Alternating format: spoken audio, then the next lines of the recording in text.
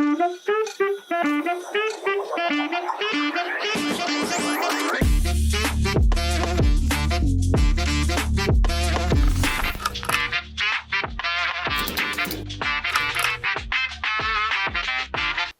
есімім Назгүл, редактормын. Step and World деген баспа үйінде қазір бас редактор қызметін атқарып жүрмін. Өмір бойы редактор болдым. Редакторлықтан басқа қолымнан ештеңе келмейді. Редактор деген мәтінмен жұмыс істейтін адам. Кез келген мәтінмен, қай салада болса да, медиа болсын, кітап болсын, телевизия болсын, баспа журналистикасы болсын, жарнама, бір креатив индустриядағы кез келген салада мәтінді дайындайтын, сол мәтіннің толық нұсқасына жауап беретін адам редактор. Жазуға тиіс. 100% сауатты жазуға және сауатты сөйлеуге міндетті. Аспирин мен аскарутинді шатастырған дәрігерге сіз сенбейсіз ғой. Ал қандай да бір жалғауды не жұрнақты білмейтін, сөйлем дұрыс құрай алмайтын, сөйлемге талдау жасай алмайтын редакторға қалай сенуге болады? Дәл сондай әр мамандықтың өзінің бір базалық міндеттемесі болады, базалық теориясы болады, және әрине тәжірибе арқылы келетін, жыл сайынғы атқарған жұмыстарынан жинақталатын тәжірибесімен келетін толық мындай жүгі қоры болады. Ол әрине жыл сайын толығып, уақыт өткен сайын толығып, молайып отырады, тәжірибе жинақталады. Редактор жазудан басқа ол өзі жұмыс істейтін саладағы жаңалықтарды біліп отыру керек. Креатив индустрияның қай саласында болса да, мысалы баспа ісі ма, ол баспасындегі трендтерді, баспасындегі болып жатқан жаңалықтарды, әдеби процесті жүріп жатқан елдегі, мысалы сол өзі мысалы Қазақстанда қазақ жазушыларының шығармаларын жариялайтын баспа болса, жазушылардың бәрін тануға, білуге міндетті, кімнің қандай шығармасы бар, өзіне дейінгі қазақ әдебиетін, қазірге дейінгі қазақ әдебиетін жалпы білуге міндетті, өйткені ол мәтіндерін жатқа білмесе де, бірақ оқуға міндетті, олардың бәрін білу керек. Аударма баспа ісінде, кітап аударып шығаратын баспа ісінде жұмыс істейтін редактор болса, шетел әдебиетін, тағы да трендтерді, жүріп жатқан процесстерді, қай жерде қандай кітаптар шығып жатыр деген сияқты. Одан кейін баспа ісінде істейтін редактор тек мәтінді ғана емес, ол түгел баспа процесін білуге міндетті. Креатив индустрияның басқа саласында, мысалы, кино редакторлары бар, фильм редакторлары, олар тұтас фильм өндірісі процесін біледі. Өйткені ол қай жерінде, қай мәтінді қалай өңдеу керек екенін, қалай бейімдеу керек екенін. Мысалы, біз кітапта мәтінді былай жазсақ, ол мәтін киноға түскен кезде ол мүлде басқа формада барады. Редактор соны, кино редакторы сол кітапта жазылған мәтінді қалай өңдеуге болатынын білу керек. Мысалы, кейбір тұстарында форс-мажор кездерде қалай әрекет етуге болатынын, енді ол кәдімгі кәсіби, оның өзінің біліктілігінің бір бөлшектері. Ал енді қазір біздің Қазақстанда өкінішке қарай бір әттең-ай дейтін жағдай бар. Қазақ тілінде жұмыс істейтін редактор орыс тілін білмесе тағы болмайды. Орыс тілін өте жақсы білсе ғана қазақ тіліндегі мәтінді өңдеу оңайырақ болады. Шаршаймыз. Қатты шаршаймыз. Кейде бір көзіңіз жұмсаң, көз алдында ақ парақтың үстінде жыбыр-жыбыр қара әріптер жүгіріп жүреді. Кейде қағазға қарағың келмей кетеді, компьютерға қарағың келмей кетеді. Ол өйткені отырып қана істей беретін жұмыс қой, мысалы, журналистердің, тағы да басқа бір мамандық иелерінің бір мысалы жұмысын істейді, басқа да бір көңіл бөлінетін бір активити дейді ғой, сондай жұмыстар болады. Біздің жұмысымыз тек қана сол мәтінді аласың, мәтінді шығарасың, оған дейінгі кейде бір 100 беттік мәтін болады, 200 беттік мәтін болады, 1000 беттік мәтін болады. Кейде басынан аяғына шыққанша дүниеден түңіліп кететін кездер болады. Өйткені шаршайсың, ақ қағазға жазылған қара жазуды көргің келмейді деп жылайтын кездер болады. Жұмысың сол, бір демалып аласың да қайта кірісесің.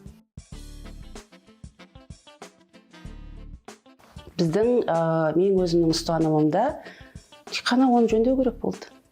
менің ұстанымымда тек жөндеу керек.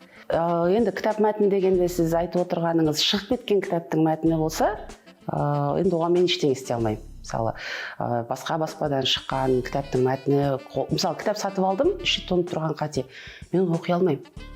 Енді оны немқұрайлық дейміз бе, әлде жалпы ол менің шаруам емес дейді. Мен мысалы оны сатып алмаймын біріншіден, сатып алып қолыма тисе де мен оны оқи алмаймын.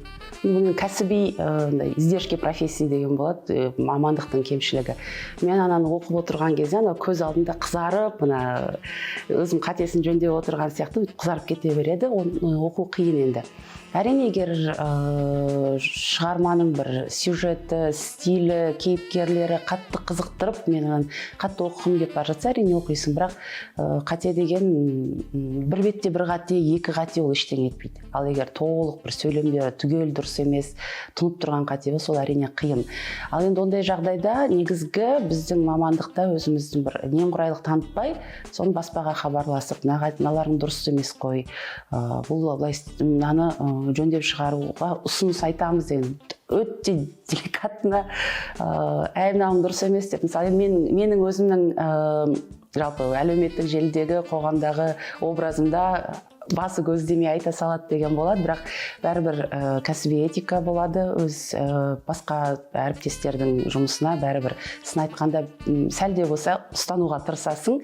Бір ұстанатын тұсы болады, ұстанбайтын тұсы болады. Сол енді тұтас кітапты ондай сорақы дүние болса, мысалы, оны айғайлатып жазып жіберудің де немесе үлкен мақала қылып шығарудың да сөкеттігі жоқ деп ойлаймын. Алайда бірақ ол қатты ештеңе жағдайды өзгерте алмайды, өйткені тираж шығып кетті, тираж таратылып кетті. Бәлкім ол мектептерге, кітапханаларға, жоғары оқу орындарына ендігі кітапханасына түсіп қойған болуы мүмкін. Әрине, ол тиражды толық алып утильге жіберу қиын болады, мүмкін емес. Сондықтан бұл өте бір қиын шаруа.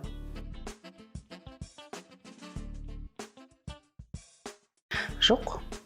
Кітап мазмұны түкке тұрмайтынын білсең, редакцияламайсың.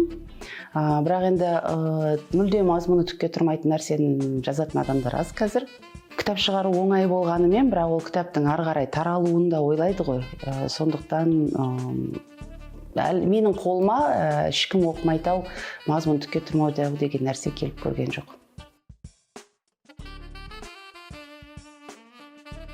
Аударма. Автордың қолжазбасын редакциялаған оңай, өйткені ол сен өзіңнің тілің.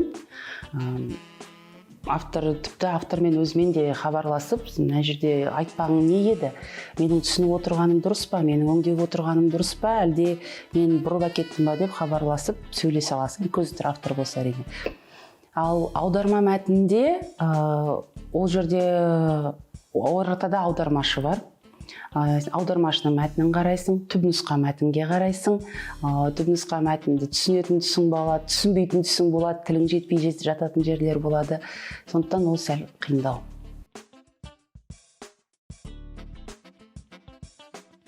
Болған шығар.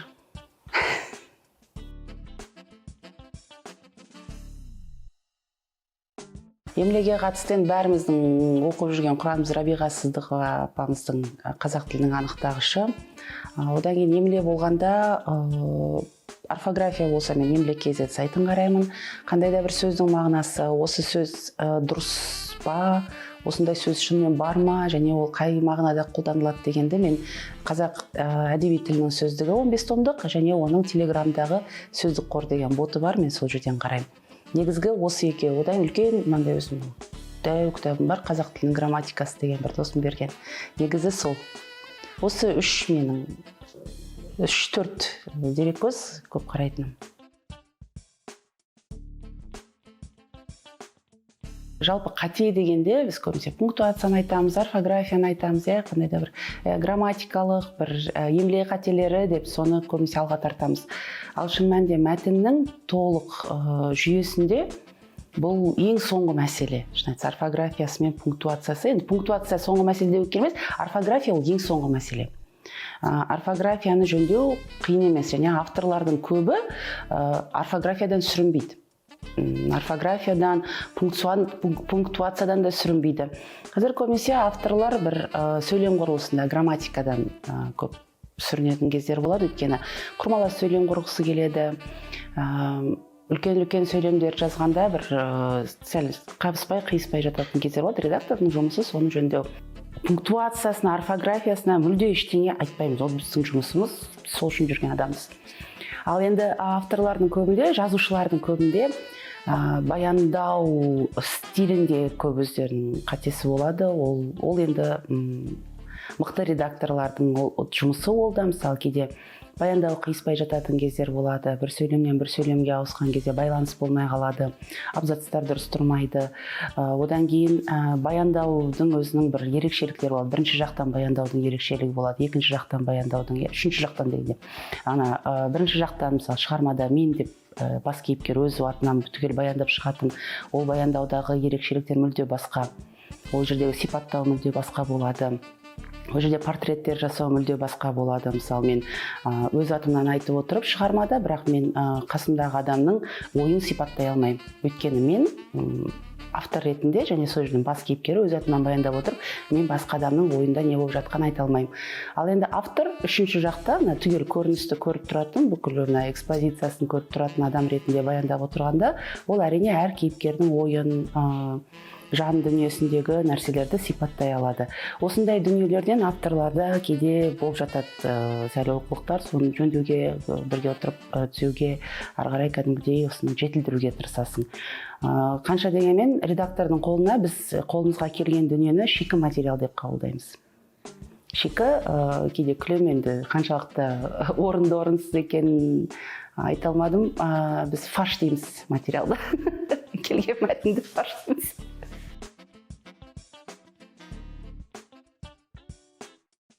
Енді редактордың да редакторы бар ғой, әрине медиа ресурстың редакторы болып отырсаң, қызметіңді қалай пайдаланамын десең де өзің білесің, әрине ол жердегі енді оның өзінің адамгершілігіне, өзінің ұстанымдарына байланысты дүние.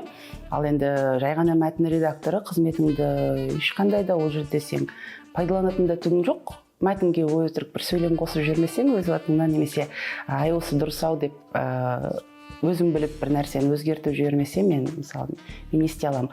Енді әрине баспаның бас редакторы болғаннан кейін кейбір кітапты кейінірек шығарасың, кейбір кітапты тезірек шығарып жібересің деген сияқты. Одан басқа бізде ешқандай да бір қоғамда бір нәрсе шеше алатын, бүйтіп қызметіңді пайдаланып бір проблемаңды шешіп алатын, немесе біреудің проблемасын шешіп беретін, немесе қоғамға бір өзгеріс енгізетіндей біздің лауазымымызда, қызметімізде жоқ. Біздің қызметімізді асыра пайдаланғанымыз сол шығаратын кітаптарымыздың мазмұны және осы кітаптардың стилистикасына өзіміздің ұстанымдарымызды салу арқылы оқырманның ойына бір ықпал ету ғана. Мысалы, тек қана сауатты дүние, тек қана таза жазылған дүниелер шығару арқылы біз оқырмандардың сауатты нәрселерді оқуға ынтасын арттырамыз. Әдет сондай дағды қалыптастырамыз.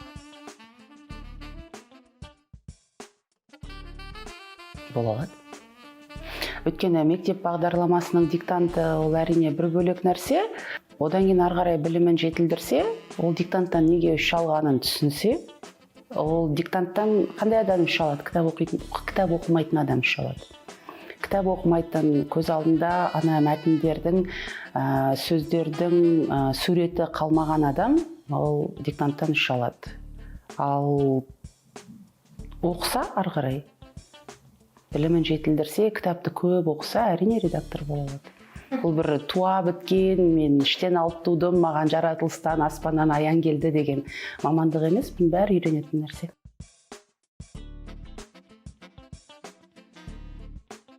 Менде WhatsApp-та, блогта дыбыс хабарлама жіберетіндер жатыр. Тыныс белгісіз жазатындар, егер ол менің жұмысыма қатысы жоқ адамдар болса, ол жаза берсін. Мен түсінсем болды, кейде түсінбесем сұрап аламын. Бірақ негізі енді Құдайға шүкір, мен ортам, әріптестерім, енді осы медиа саласында, баспа саласында жүргеннен кейін айналға араласатын адамдардың бәрі сауатты. Оның үстіне қазір бір мүлде сауатсыз адам бар деп айта алмайды екенмін. Мектеп оқушылары болмаса, ал енді сәл де болса жоғары білім алған, 4 курс бітірген адамда азырақ болса да сауаты болады. Мүлде мынандай дым қақпайды деген адам көрген жоқпын.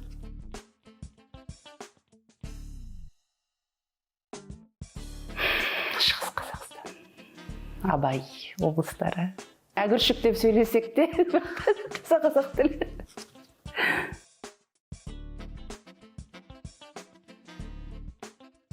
Адамның сауаттылығында өзінің деңгейі бар ғой, сауат деңгейлері. Мысалы, ол адам орфографиядан сүрінгені, немесе пунктуациядан сүрінгені оған әрине ешқандай да әсер етпейді. Ал егер редактор керекпін деп сөйлеп тұрса, мен оған кішкене тіксініп қалуы мүмкін, сенің біліктілігіңе күмән келтіруі мүмкін, бірақ оған деген сыйластығым бәрібір ол адамның адамгершілігімен, ол адамның жалпы өмірдегі ұстанымдарымен, ол адамның маған деген қарым-қатынасымен, басқа адамдарға қарым-қатынасымен өлшенеді, және бұл градацияның ең соңғы бір бұрышында сол адамның сауат деңгейі тұрады. Туған күн. Харри Поттер.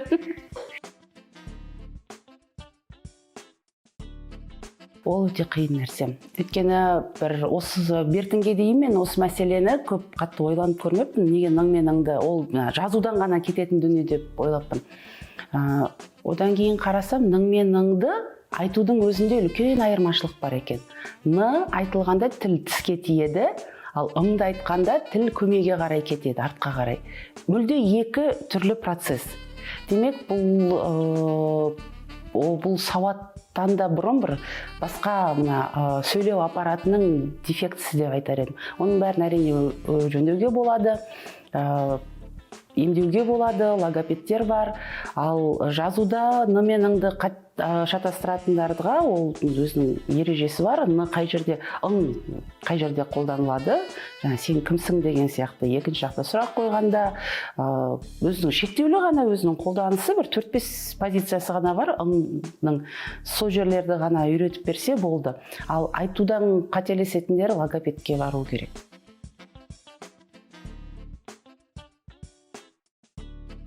Шылауды бөлек, шылаусы қайсы еді, анау да ғой бізде ең қатты қиналатыны. Бір сөйлем бар еді, мен каналыма жазып қойғам. Картада да жоқ ауылда деген сияқты бір не бар да, бір сөйлем біреуден оқығам, мен соны тура сол күйінде каналға көшіріп қойғам. Карта бөлек, даны шылау қылып жазғанда, ауылданы шылауды керісінше жалғау қылып қосып қойған. Мысалы, мүлде басқа әңгіме. Оның да өзінің сұрақтары бар. Сәл жазған кезде, сөйлеген кезде ойша сұрақ қойып отыру керек. Бұл қайда деген сұраққа жауап бере ма, жауап бермей ма, демек ол бөлек жазылады. Болды.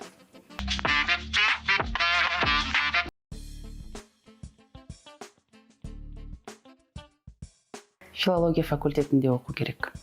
Журналистика факультетінде аса бір медиа мамандарын дайындағанымен таза баспа редакторын дайындайды деп айта алмаймын. Негізі редактор дайындайтын оқу орны ол филология факультеті. Нөлден бастап кете береді. Біздің істеген жұмысымыз оқыған бетіңмен өлшенеді. Қазір нарықта беттің бағасы 100 теңгеден бастап жоғары қарай, кейде тым арзан демпинг жасайтын редакторлар да болады.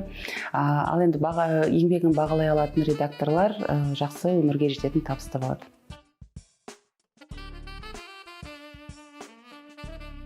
Редактордың мансап жолы редактор, бас редактор.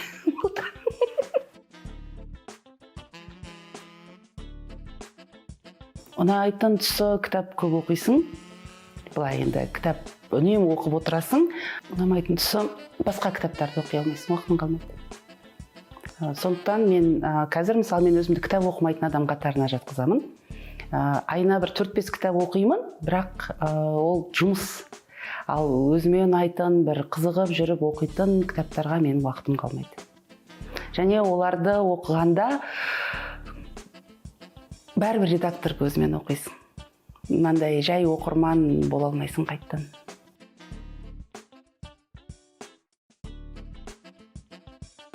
Кітап оқысын, көп кітап оқысын.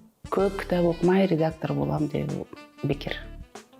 осыған дейін қазір мысалы мен редактор болам деген адам осыған дейін неше кітап оқығанын, әдебиетті қаншалықты жақсы білетінін, әдеби оралымдарды, жалпы стилистиканы, одан кейін грамматиканы қаншалықты жақсы білетіні оның ары қарайғы жұмысының берекесін, табысын анықтайды. Сондықтан кітап оқу және жай ғана оқымай, оны кәдімгідей оны түсініп оқу және грамматиканы оқу.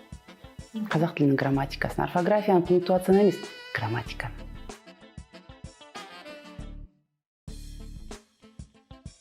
Редакторлар қай кезде де керек болады. Редактура өлмейтін мамандық, өйткені адам болып тұрғанда адам сөйлейді, адам жазады, ал сол адамның сөйлегені мен жазғанын өңдейтін адам қай кезде де керек болады. Стоматологтар сияқты ғой.